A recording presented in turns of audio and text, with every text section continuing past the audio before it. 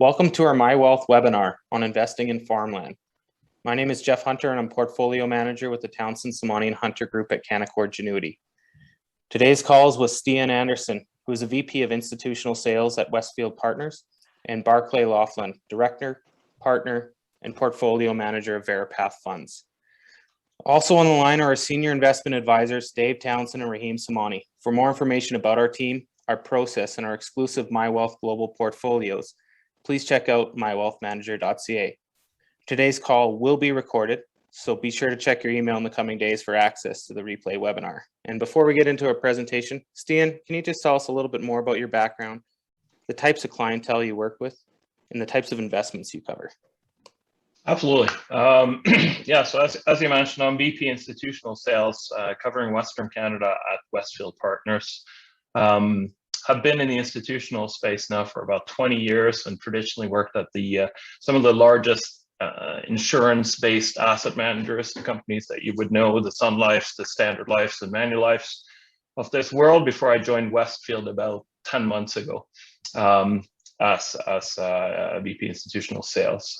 We work with large pension plans, primarily on the defined benefit side, but also defined contribution, insurance companies, and endowments and foundations in the institutional space, and cater to their needs of trying to meet risk-adjusted returns and moving you up and left in the risk-return spectrum.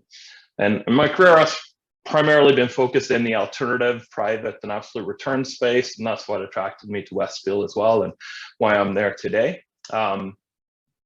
Without going into any further details, I think we just want to get into the material of the presentation. We're talking about Canadian farmland that's seen a large amount of interest recently, especially given what's going on in the world, both in terms of inflation, interest rate hikes, and in general, a move towards alternative asset classes. So with that, why don't I pass it over to Barclay and he can introduce himself a little bit. Barclay is a director and a partner and portfolio manager at Veripath Partners that manages the Canadian farmland, and we help represent their products and market it to large institutional investors. Barclay? Great, thanks, Stian, and thanks, Jeff, and your team for inviting us onto the call today to give everybody an overview.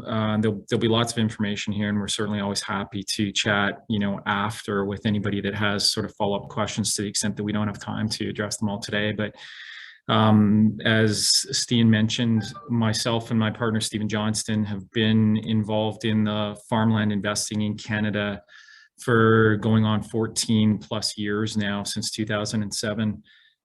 We have cycled through a number of closed-end funds, and we've now evolved over time, as everybody tries to do, and we've done the same, and we've evolved into open-ended investment funds under the name of Veripath. Our closed-ended funds operated under Ag Capita, so that name may be familiar. You may see that in the marketplace. That's our same team when we were in the closed-ended fund world.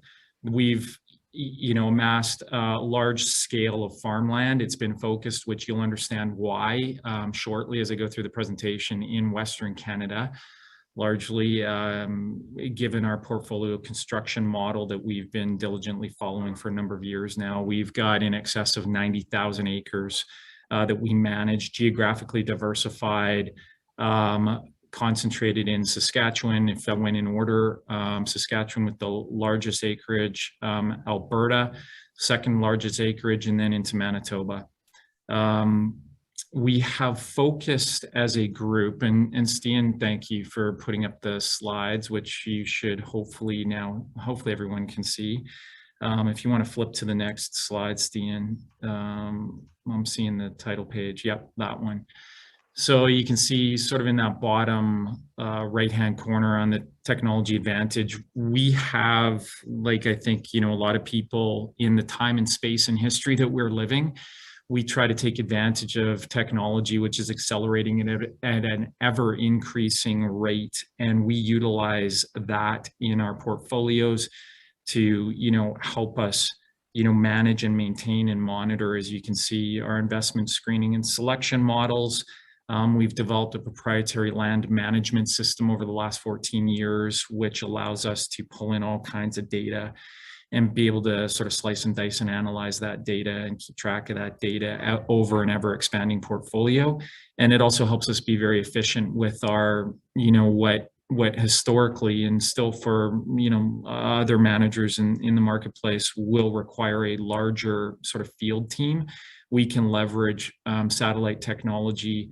We lever, agrology and that sort of thing in order to allow us to manage and monitor the portfolio. The other thing that we've had to focus on more and more over time that I'll mention, which is in the bottom right-hand corner on the ESG label that you'll see there, is that, like everyone, we all know what we've been looking at and the focus in the marketplace and broadly around climate change, environmental stewardship, and goes hand in hand with the talk around carbon reduction, carbon capture, all of that. As it turns out, Western Canadian farmers in particular, where our portfolio has been built, are world class in terms of, not because they've been mandated to have to do this, they just generally as good stewards of land and engaging in good farming practices,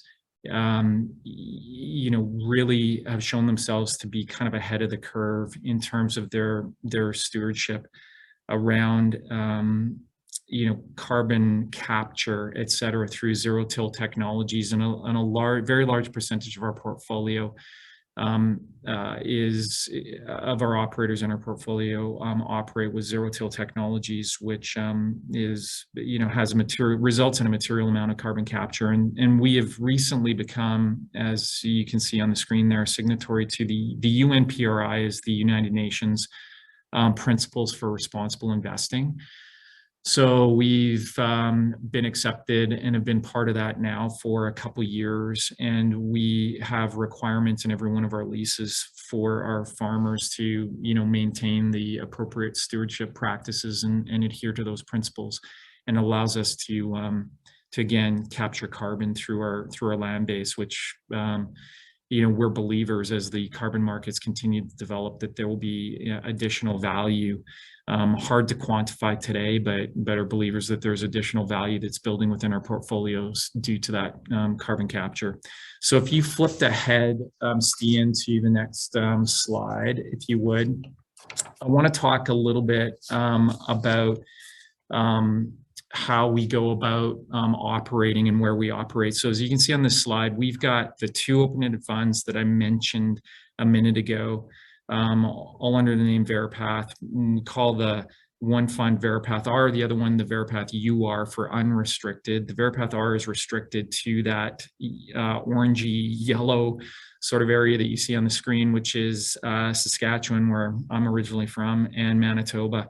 Restricted just because it has tighter. In Canada, as a lot of people may be familiar, there's lots of regulatory overlay around various industries, and farmland is certainly one of those that our governments have been careful to keep some amount of controls on. It varies in our federal union that we have here, where we have differences province to province. The regulatory environment does differ somewhat as you go through the country, and so the most restrictive is Saskatchewan and Manitoba that you see. And so we have some different Canadian ownership requirements that we have to meet there. And so depending on whether or not the investor is a Canadian citizen, so a citizen of Canada, regardless of where they might reside, as long as they're a Canadian citizen, or they happen to be resident and hold residency under sort of the technical terms for residency in Canada, they can invest anywhere, including in that kind of orangey yellow Saskatchewan, Manitoba. Otherwise, if there's some issues around residency requirements or they're not Canadian citizens, then the second fund, the unrestricted, the UR fund, is everywhere where you see sort of more of that grayish green on the screen. Interestingly enough, that breaks down to roughly, in those two funds, access to about half of the Canadian farmland, as you can see, because there is just so much of the arable farmland that is in Saskatchewan and Manitoba. So that's what's going on there. And then if you, thanks, Stian, flip over, I want to talk a little bit about how we operate for the next few slides. And then I'm going to talk about the returns that we've seen over time and would anticipate to continue to see the returns that we can generate in the asset class. But sort of our operational model is to be non-operated. The reasons behind non-operated, meaning that we buy the farmland and we hold on to the farmland for the returns that are driven into it, which are largely returns on an annual basis through cash rentals. And I'll talk a little bit about crop sharing in a minute, but cash rental returns, and then of course the appreciation in the underlying asset class.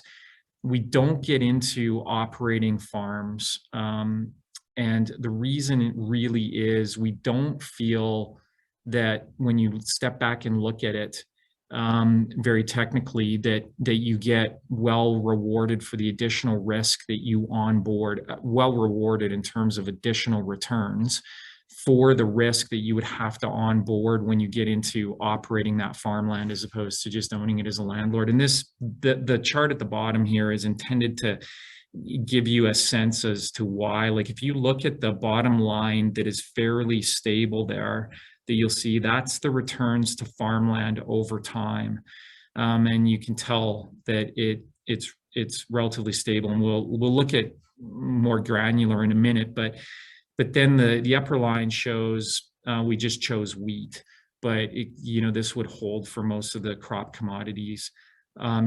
Volatility year over year is quite pronounced, and the volatility gets driven out of farm operations. You have volatility when you get into operating farms through what you realize is your return off of the crops when you sell them into the marketplace, and you also have a lot of volatility around your inputs, right? So your chemicals, your fertilizers, your seed inputs, and all of that, right? And so that moves a lot with the world markets, as we're probably all aware, and introduces a lot of volatility into your return profile when you expose it to the operational side. So that's why we've chosen non-operated. This slide is really another way of saying what I just said. So I won't spend a lot of time on it, but it is interesting and it's graphic and it displays what I was just commenting. So if you look at, we chose the S&P and then sort of the bonds as the two sort of predominant large asset classes, and we compare them up against farmland, and we look over a 60-year period. So you can see our data from, basically 1960, 1959 through to 2018. And we call this kind of our up-down return profile. And you can see over that period, we looked at and we said, okay, well, how many of those years in that 60-year period would you have seen positive returns to the asset class? So you can see to equity markets represented by the S&P, you get 44 years, you get 49, slightly more in bonds, and you get the largest number of up years, positive returns to the asset class of 53 and the 60 over the last 60-year period. And then conversely, on the downside, you can see the balance into the downside. But the interesting part really in this is the overall magnitude of those returns, both to the upside and to the downside. So on average, those up years for the equity markets were 16% nominal returns, to the bonds 7%, to farmland you'll see 10%, which I remember when I looked at this initially was kind of surprising. Not as large of a delta between sort of the farmland and the equity markets as I might have thought. And then the important piece for us as managers when we looked at this asset class is when you get a drawdown or a down year, what are the size of those drawdowns? And not shockingly, probably to most, the equity market drawdowns are the largest by far, right? Their average down year when they have a down year and they have a come off, 13% down, bonds much less at 5%, but farmland in that same territory at an average down year 4%. So the takeaway is that goes to volatility. You get much more stable in the farmland asset class, which attracted us originally, right? Of number of years that you have positive returns to the class are large. The overall, up returns are very significant in our view as managers when you look at how much return are you generating for the underlying risk in the asset class, which is really your Sharpe ratio. That's what that sort of measures. How many units of risk do you have to onboard to generate return? And to get 10% is excellent in our view. And then the down years are small when you do get a drawdown. So then if you flip the head to the next slide, Stian, on the risk mitigation. So again, this is just the last couple slides that I won't belabor too long, but want to talk about because it does go to our overall approach as managers. So again, everything for us is how can we generate the highest returns to an asset class with the least amount of risk. And so we take, again, that non-operated approach because of that. And that's what we're really talking about on the top part of this slide. We focus on a couple things that are important for you to understand in how we manage the underlying assets. We have pushed the market when we started into this 14 years ago. Operators, when you were leasing farmland to them like we were, farmers would be 50% payment in the spring and 50% in the fall for their leasing of that farmland. And we've pushed our portfolio in almost every case up to 100% upfront in the spring, which again mitigates risk. Because if the farmer has a bad year and there's crop losses, they get to the fall and they're having to make their payments to various places, including to us with 50% of their lease payment in the fall, you can be sure you get the phone call to say, I'm a little tight. I need to stretch you, and maybe I can, wait until, the spring. So another 3, 4, 5 months and then pay you at that time. Or when I get in my, crop insurance payments and that kind of thing. So it reduces our risk to pull those payments to the front end, which we've been successful largely in doing.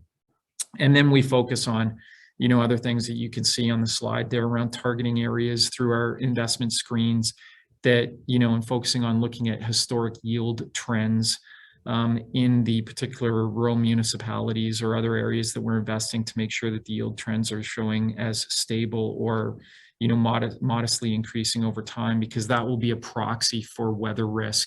And if you see a lot of volatility in those yield trends or you see declining yield trends, you can be sure that that's going to correlate into, microclimates or weather risk in the area. So we pay attention to that type of a screen. We pay attention to geographic diversification when we build our portfolios, as you would expect, right? So that we don't have, single point of failure with all of our land located in one area. And then there's a big, widespread weather event in that area, whether it's hail, plow winds, otherwise, that give crop losses, right? So, and then farming practices, I'll mention off this slide because it feeds into the next slide, really, again, around monitoring for us.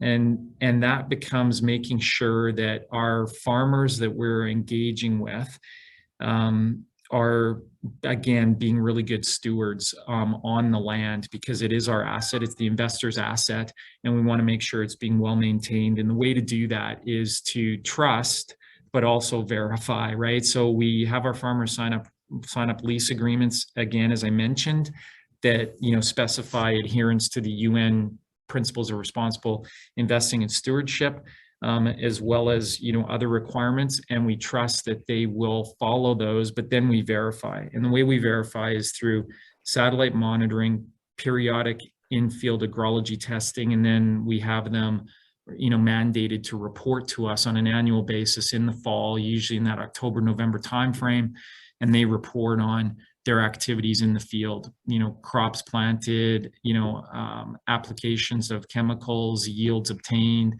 rotation practices, et cetera, right? And then if you flipped over, Stian, this is sort of our last slide before I go in to start talking about returns into the asset class, but around, again, what I mentioned earlier in our leveraging and utilization of technology around the monitoring aspect when we are sort of verifying our verify aspect of the trust and verify. So we've implemented satellite monitoring, which of course then enables us to gather large amounts of data as we engage in that satellite monitoring for, again, crop types, through the NDVI, which is the normalized difference in vegetation index, that we can start analyzing as to what's going on in the field at the field level without having to have a bunch of pickup trucks and guys driving around and testing. Although we do still have our field guys doing on an ad hoc basis, they've got to deal with issues and they'll still go and follow up and and that sort of thing. But a lot of it is leveraged off of the satellite monitoring. So we can monitor crop type, what's growing and has been grown year over year, because we can back test it. We can go back with the satellite data and we can actually check and see what was grown 2 years ago, what was grown 3 years ago, et cetera.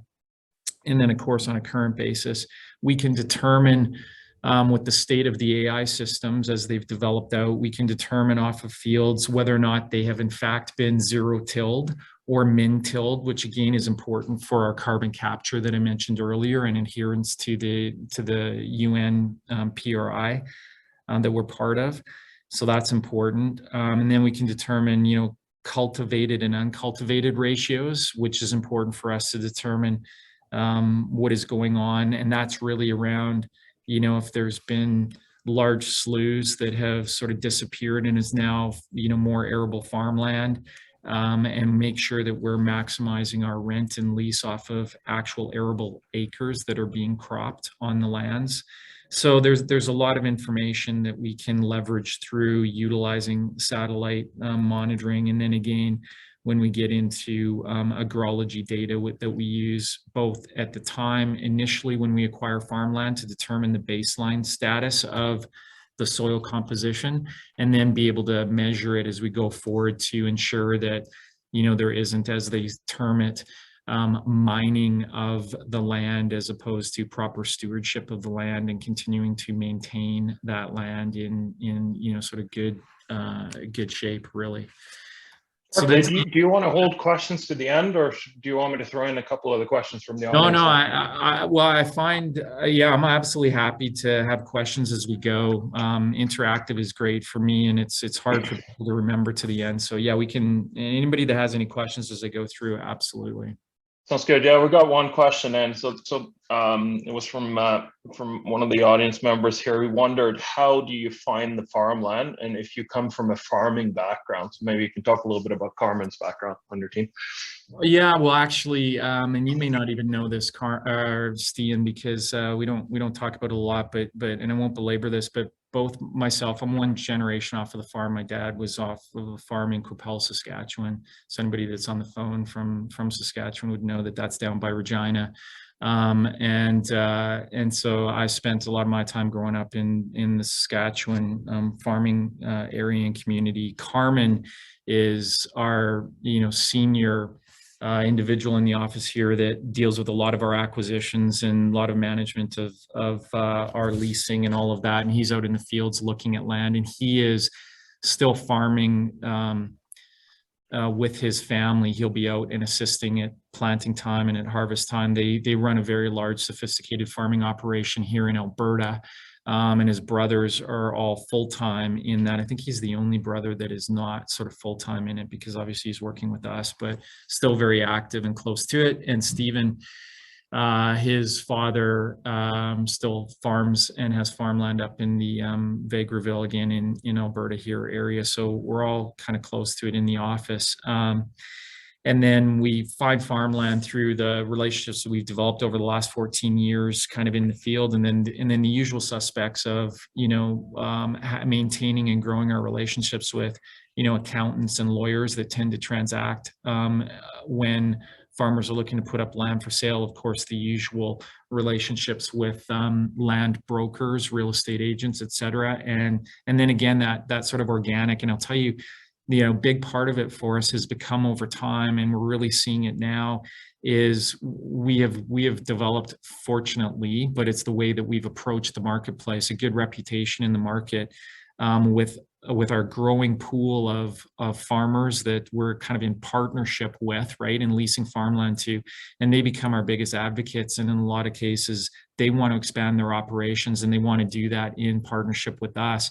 And so they will help us find, because they've got the eyes and ears on the ground in their local areas, and they'll find good farmland for acquisition. And then inevitably we'll get a phone call and they'll say, hey, why don't we partner on this and continue to expand the operations that way. So,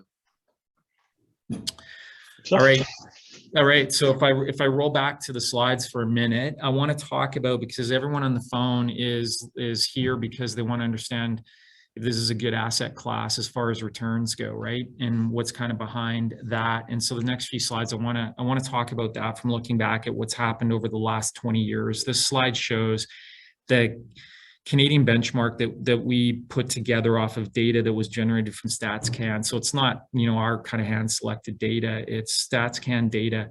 And what this slide is really showing is that if you took, as it says, a raw acre-weighted portfolio, meaning that, you took farmland in Saskatchewan that represents X percent of the total farmland in Canada, and you weighted an allocation to Saskatchewan farmland into your portfolio of, 48%. I'm making these up a bit. The magnitude will be close, but, and then same thing in Alberta adds another, 32% to the portfolio, and then Ontario, and then Manitoba, and then BC, et cetera. So acre weighted based on where you find arable farmland in the country. And then look back at the last 20 years, this is what you would have seen for returns on that basis, right? So you would have seen a return IRR of about 7.3%. You would have seen with that line that shows on the graph, a steady, march in appreciation. And you can see on the very bottom, the returns year over year, right? 2.3% down year in the .com, or sorry, not down year, but very modest return in the .com of 1.8, but still up. And then 5.2, 5.7, et cetera, et cetera, et cetera, all the way through the piece. So what this showed to us is what the longer historical data over 60, 70, 80 years shows, is that there are consistent returns to the asset class with few drawdowns. This 20-year period shows that there were no drawdowns. It also shows that it's not correlated to crisis. And we weren't sure of this because we were in the marketplace through the mortgage crisis in 2008. We had just started into it. And I will say we've really put a pause for a few months when that crisis kicked off, because we weren't sure what would happen to the asset class. And we didn't want to overpay in the market. But, it turns out that farmland continued to march up positively. You can see in 2008, actually, it was a 13% year for appreciation. So it actually did really quite well. In the current COVID crisis, through this period, we've continued to see farmland more or less run uninterrupted for the last sort of 3 years in that, 5 to 6 to 7% range.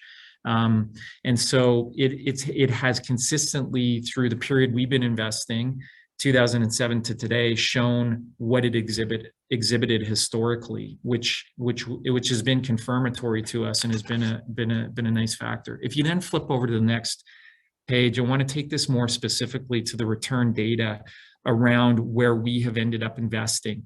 We didn't invest, and we didn't come to this to invest just on a pure acre-weighted basis and build a farmland portfolio, on an acre-weighted basis across the country. What we looked at and built and have adhered to is a model that weights various factors and informs us as the management team where we should be investing based on certain factors. And so I'll talk a little bit more about that in a minute, but really this is then showing over the period that we've been investing, we ended up investing in Saskatchewan, Alberta, and Manitoba, as I mentioned at the outset. And so what we did then is we looked at, based on a Canadian sort of reweighted portfolio in the areas that we ended up investing, so the Western provinces, what would have you returned over that, again, period from 2007 that we've been investing to, roughly today, 2020.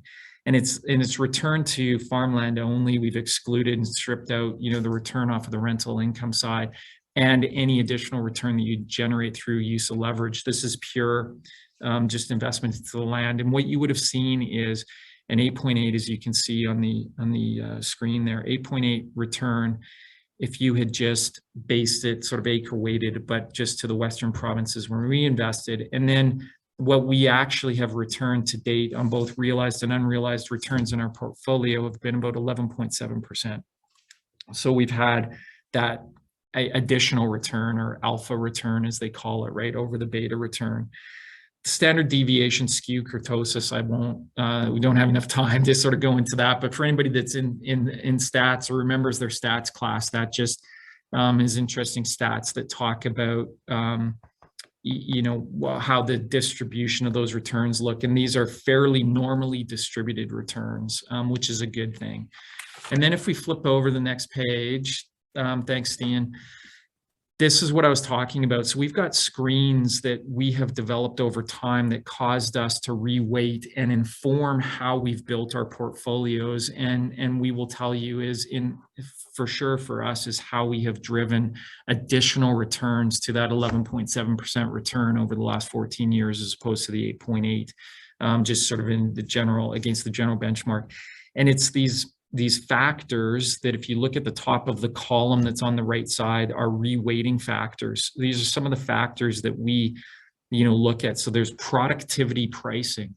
Because when we first came to the asset class, we thought, what are we really doing here? Is we're really buying an asset like you would buy a factory that just produces products. In this case, it produces crop commodities, right, of various different crops off of the farmland. And so you should really be interested in acquiring that asset at your lowest dollar acquisition price per unit of output, right? So we look at how many dollars are we paying to acquire a unit of output, which is crop commodities, on either a bushel basis, or we usually talk about it and I'll have a slide that will show you on a per ton.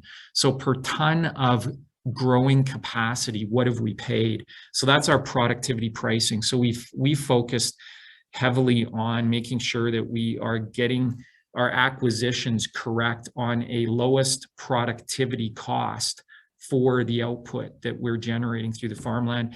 We've looked at Sharpe ratios because they do vary jurisdiction to jurisdiction. That again is, we want to buy farmland that is exhibiting the highest Sharpe ratio we can, so we're getting the best return for the amount of risk that we are onboarding, right? We've looked at, again, the up-down return profile.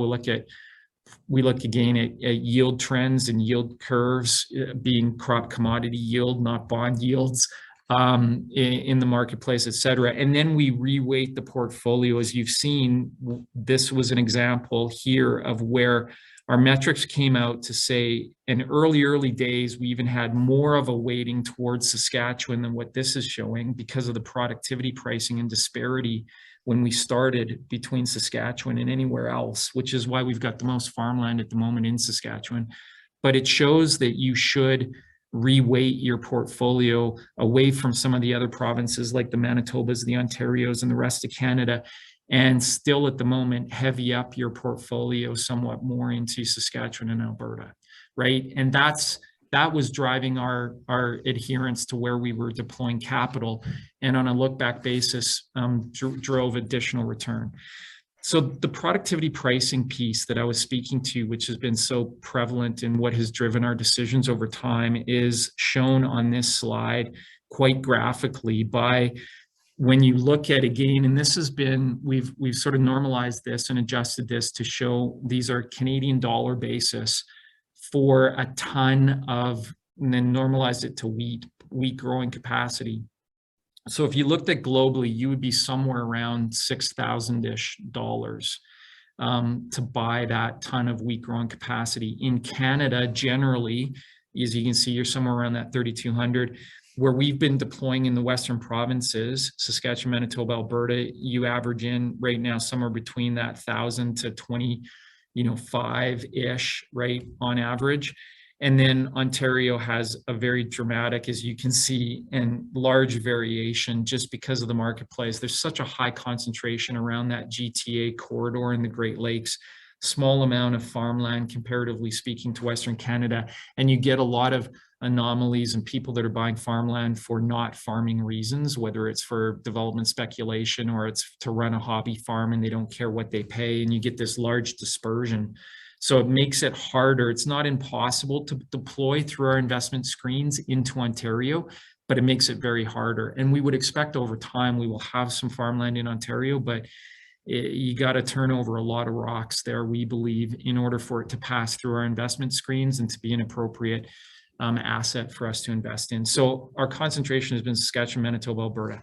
I will tell you, anticipating a question that may come, that at the moment in our open-ended funds, we're running on an acquisition basis on average of about $1,750 per ton of wheat growing capacity. So you can see we're at roughly 50% of the where Canada's at, sort of generally at the 32 plus mark, and about 30% of where you would be kind of looking at it against the global of, you know, $6,000 per ton, right? So then I think if you flipped over to the next page, I want to talk now. So that's really the start of the productivity pricing slide that I just went through, is really the start of some return drivers that I want to talk to. So just to keep everybody kind of with me on what I've talked through generally how we've gone about investing in the asset class generally. Then, you know, I've kind of walked you through our high level approaches to how we go about making our investment decisions and using the screens, and, you know, why we're investing, where we're investing. And now I want to talk about just the end and the overall returns over time to the asset class. And now I just want to walk through a couple more slides about what is supporting, in our view, continuing to support, has supported historically, and we think now going forward, you know, will still be continued drivers of returns into the asset class. So productivity pricing is one, because we're investing at a discounted basis when you look Canada-wide and globally, so that should continue to drive returns.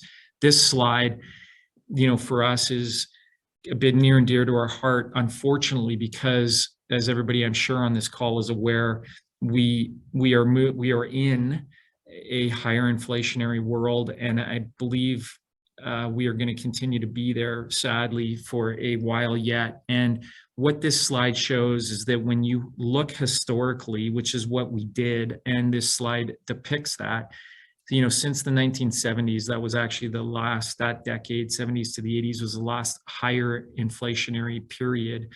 And we looked at, you know, the real rates, right? Real interest rates in the market. And we know that rates have been rising in recent days, but you got to look at the real rates, like after you strip out the effect of inflation.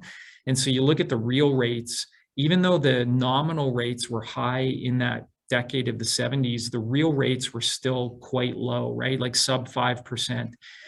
And the green on that slide shows those periods of time where the real rate of interest is sub 5%. And then the red in the middle there shows when real rates were above 5%. And what we've noticed, interestingly, is that farmland generally performs better and stronger in periods where real rates are still low or negative. And today we actually have negative real rates still. And as inflation continues to rise, it's going to drive real rates, or keep them negative at least, and maybe drive them even further negative, which is exactly what you saw in the decade of the 70s. And that would to us signal that if history repeats, and it tends to repeat, that will be an underlying driver of continued positive and strong returns into the asset class. So that's really, there's a lot going on the slide, I apologize, but that's really what it's trying to show. The next slide I can skip over really fast. This is just another way to show the same thing. This was that 70s period of high inflation, and we are in our office, interestingly, focused on the 70s, because, man, there's a lot of weird similarities to what happened in the 70s and what is going on today, right? There's the oil supply shock in the 70s. We've, you know, had, you know, oil shocks here because oil's been taken off the line, unfortunately, with the war that's going on and that sort of thing, but it's creating the same dynamics, and we're getting inflation. So this just again shows that you had inflation ramping in that period. The real return after stripping out the effect of inflation, you can see what it did generally to stocks and bonds and real estate. It was hard during that period to drive much of a real return into those asset classes because inflation was so harsh. But you can see farmland was a big benefactor, you know, as was an asset like gold and other sort of things, but big benefactor on a real return basis over that period. So that's really what that's showing.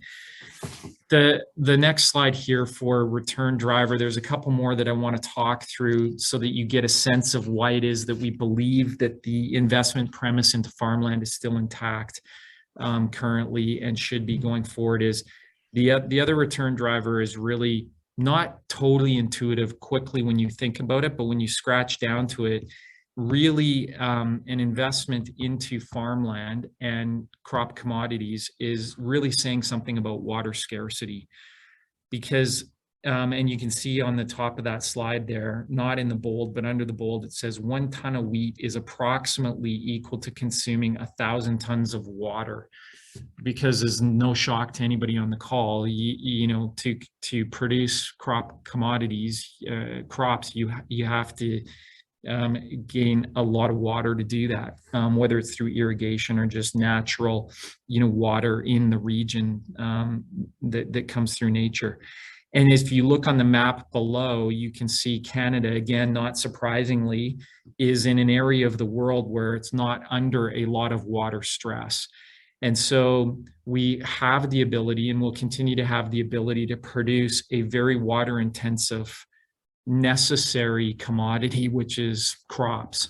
And we export it. We're a large exporter, and the reasons we're a large exporter is we're small population, one, and don't consume all of that. But the other big reason is, look at all of the areas of the world, including into the, I would suggest, if you look over into the Far East, into the BRIC countries, there is a lot of problems with water stress, and they also have massive populations, and they're also populations that are growing in their wealth from becoming, you know, from a very impoverished state to more and more higher percentage of their population that is getting into that, you know, lower middle class and into the middle class. And that means that they start to consume more and more protein, higher protein and better diets, which causes increasing pressure on consumption of crop commodities again. So, you know, for the water scarcity reason, that is an underlying driver of continued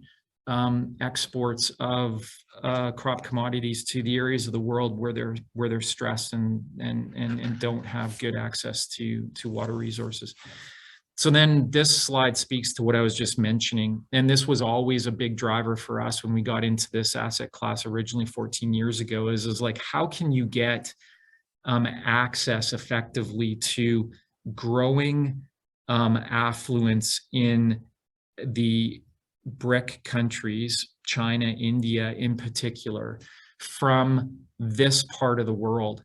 And as we thought more about it, the way that you do that is really through agricultural, you know, play, and particularly off of, again, crop commodities, because they are, you know, very large net importers of that into that world. And this slide is just really to show how, as a society starts to develop, so that's the developing world on the left there, where you can see there, you know, roughly, again, these are all so sort of the kind of rough averages, but you'd consume about 5,000 calories per day in the developing world. And not much of that would be meat protein, right? Because that's sort of more expensive calories. As, again, you start to move up that chain from being sort of very much in the developing, sort of more third world impoverished state to a wealthier society, the first thing that happens for sure, and we see this in the data, is that you don't go rush out and buy a better wardrobe. You start to eat better and healthier, right? Because that increases your chance of staving off disease and having a longer life. And so as the world moves in areas like India and China to more of a developed world, they start to consume more calories, but that largely comes through animal protein. And what happens as they consume more animal protein is there's a multiplier effect where you've got to feed then the animals, you got to feed the chickens, you got to feed the cattle, et cetera, which consumes a lot more crops to do that, to generate the meat protein that then gets consumed. So there's this multiplier impact that really accelerates, again, the consumption of crop commodities and continues to keep pressure on having to produce more and more over time of those crop commodities, which again is the underlying driver for why the productive asset farmland will continue to remain valuable and, in our view, continue to increase in value. So this slide, I don't know how I feel about it when I always see this pop up. I sometimes want to yank it out of the presentation because it seems a little bit hokey, but really it's intended to just show you kind of quickly and graphically what an area of the world like China has in terms of an impact on crop commodity consumption. So this just says, look, if you said that every person in China was going to eat 2 extra eggs a week, which doesn't sound like a lot to us, but 2 extra eggs a week for every person in China would consume all of the grain that our country currently produces, right? Just to feed those chickens because of the multiplier effect that I just mentioned. So we're getting down to, this is sort of the last slide, and then you're going to get the benefit of being able to stop listening to my drone, and hopefully there'll be a few questions. But this is really saying a bit of what I said a moment ago as well too, on the constant pressure on the overall commodity complex. And this is really just a story of farmland, arable land over time declining. It's the sad reality of the earth and the time and space that we're living, is that arable productive farmland, we are losing it for a variety of reasons year over year like clockwork. And it's been averaging, somewhere in and around that 25 million acres a year. And it comes through urbanization. It comes through climate change, right? And desertification, right? Where you're taking farmland, it's getting drier and eventually unfarmable. Deforestation that, accelerates some of that. So there's a bunch of reasons, but we lose it like clockwork, and we gain mouths to feed on the planet year over year like clockwork as well too, despite things like COVID and other things where there's, sadly increases loss of life. On a net basis, we are adding people to the planet, and we're losing arable land, plus the water scarcity. Like, there's just these macro drivers that, continue to be beneficial to the asset class as far as driving demand and growth, right? So that was really it. This last slide, I don't know that I need to read through that. This is just an encapsulation of what you've heard me talk through in the presentation around low volatility, low correlation. I guess the correlation piece I didn't touch on too much. That's really just saying that, and we are believers this way, like we would never be advocates on building your portfolio to say, oh, what the heck, like this is a fantastic asset class, you should have 50% of your assets in the asset class. Like what we are believers in are that, for the various reasons that we've talked through, and including right now, the sort of inflation hedging, number 5 on there, right? The inflation hedging aspect that you get. We talk about it in the office of a bit of inflation insurance around the asset classes.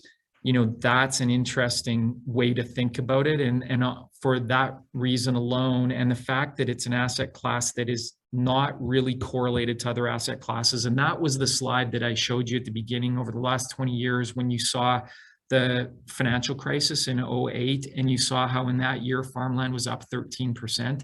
Like, it just doesn't react like other asset classes. It just doesn't. Like, you can look at the data. You don't have to trust me. You can look at the data that we've tried to show in this presentation, and there's other data that when other things go sideways on you in stocks and bonds, an asset like farmland doesn't sort of, go in the same direction. It's non-correlated, and particularly now it has that inflation hedging aspect, which I think at the point in time in history that we're living in, it's something to pay attention to. And so together with the other things on this slide that I've kind of talked through, I think it's valuable to give strong consideration. So that's we have another question there, Barclay.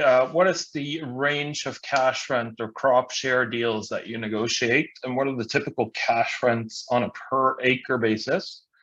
And what's your crop share arrangements, and which format do you prefer, cash rent or crop share? Okay, perfect.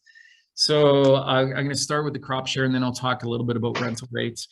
So crop share for us is something that we have considered a number of times, and we seem to tend to circle back to, particularly when we were in a period right now where it's like, oh my goodness, it seems so enticing. Like, the price for commodities in the marketplace are high, and we look at like, surely that'd be a good place to get involved and generate some additional return.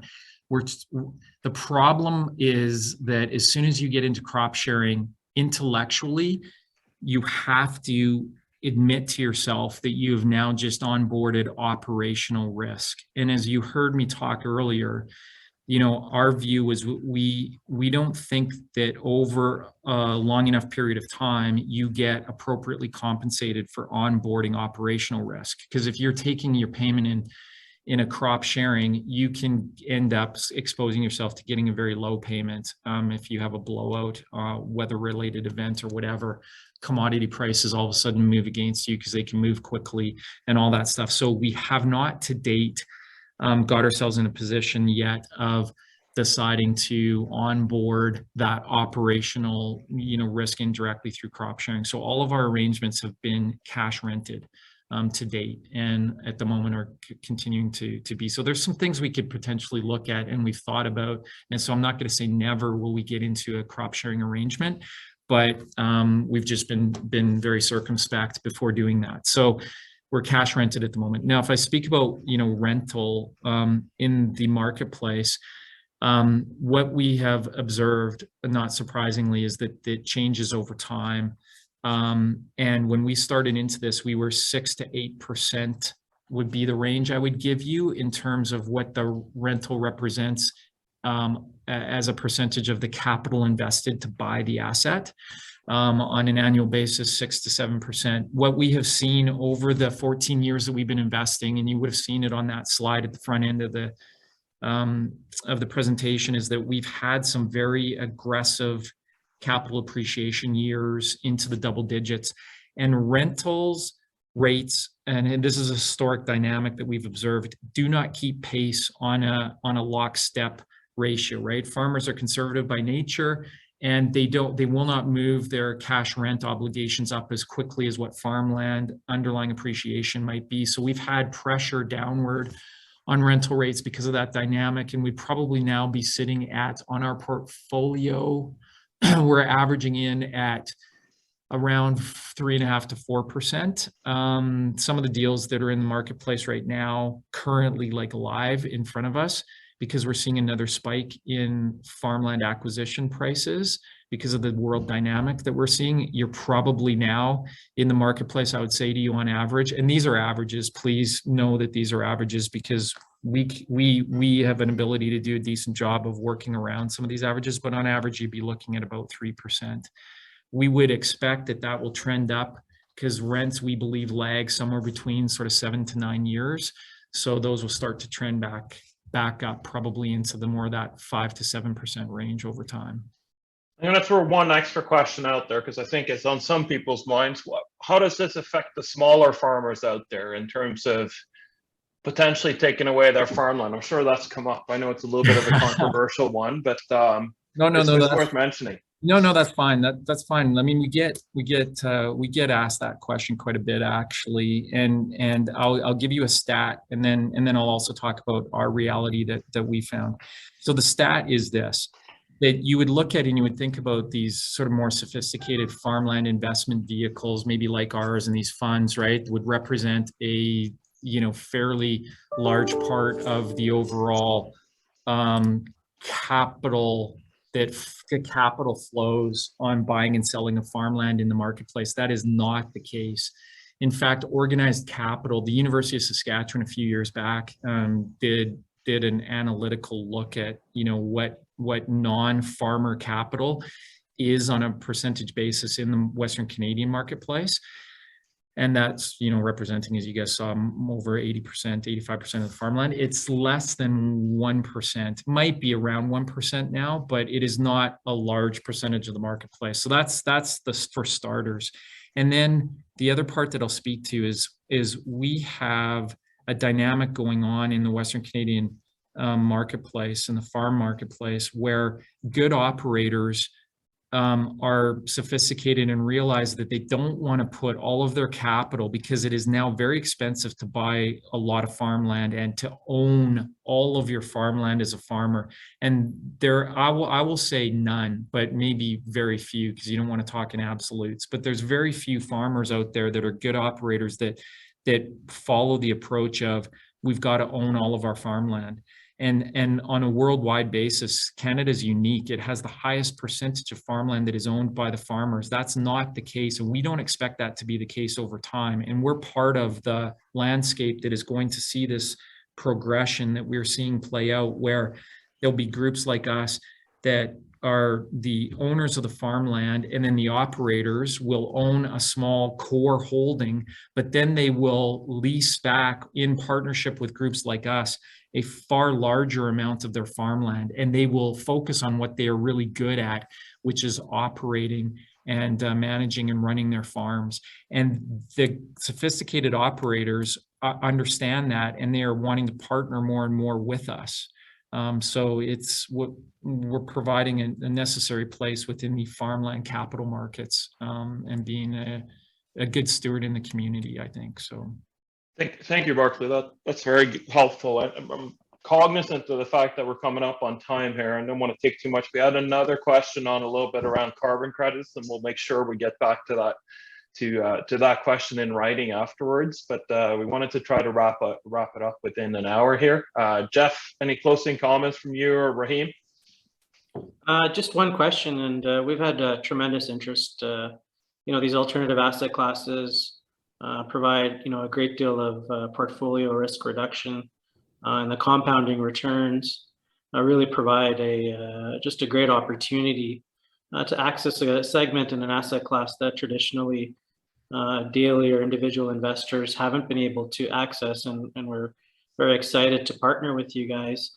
Question on taxability of the funds, distributions, and gains in terms of how a client would want to hold the securities, whether it's within a registered plan, outside a registered plan, in terms of distributions, if there are any annually, or on monetization of a capital gain.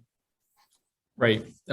Great. That's a good question. So we are at the moment in a place where we have, because these funds are still, the two open-ended funds are still fairly early days. We have generated, I'm trying to think now, this year, I think modest, because they're flow through. First of all, you should understand they're structured as limited partnerships. So from an efficiency perspective, what that means is we are not trapping a layer of corporate tax at our level, right? So we're pushing that through. So early days, we have been returning some losses because of the shield that we get on some of the startup structuring and that sort of stuff. So it hasn't been high income that has been coming back yet, but it will. Let's talk about when we're in sort of normal operational mode, which will happen here shortly. There'll be some amount of tax that will get flowed through. And so if you are in a tax deferred vehicle like an RSP, that would be excellent, because then that doesn't matter to you, right? It's going to hit your tax deferred vehicle, and you're not going to have to pay any tax on the income slip that's going to come through over time. We haven't historically, and we don't intend to, but that may change a little bit again because of the flow through. If that tax amount that is getting flowed through starts to move up, we probably will get into a pattern of distributing cash, at least sufficient to match the tax burden that you would have to pay, assuming that you weren't, because we can't sit here as managers and assume that everybody's going to be in a tax deferred plan like an RSP, right? And so in that case, we would start to make some cash distribution to probably at least manage the taxability for those that aren't in a deferred plan. But that will be still, relatively small and modest. The idea for us is to continue to deploy excess cash that we generate from operations back into the strategy, because for all the reasons you've heard on this call, we feel we've got tailwinds behind us at the moment, and that's the best use of the cash that way. And then to answer your last question, ultimately, when an investor chooses, because we're in an open-ended fund, so they're going to have the ability to choose their own duration, right? So once you get past that initial hold period, you can exit on a redemption basis at the time of your choosing, right? All or some or whatever as you plan it. Those will be capital events, right? So you'll trigger capital gains, obviously, on the appreciation. We have a NAV that you can track and you can see the appreciation growing over time. You'll trigger then at the time of your choosing a capital gain, and that will be up to, again, the particular investor's planning as to how much of the capital gain is really there, how much is shielded, et cetera, but it will be on a capital gain basis, which is already, assuming our wonderful governments don't choose to do something silly around that, is still kind of the best place to be in the tax space, right, as opposed to full business income or otherwise.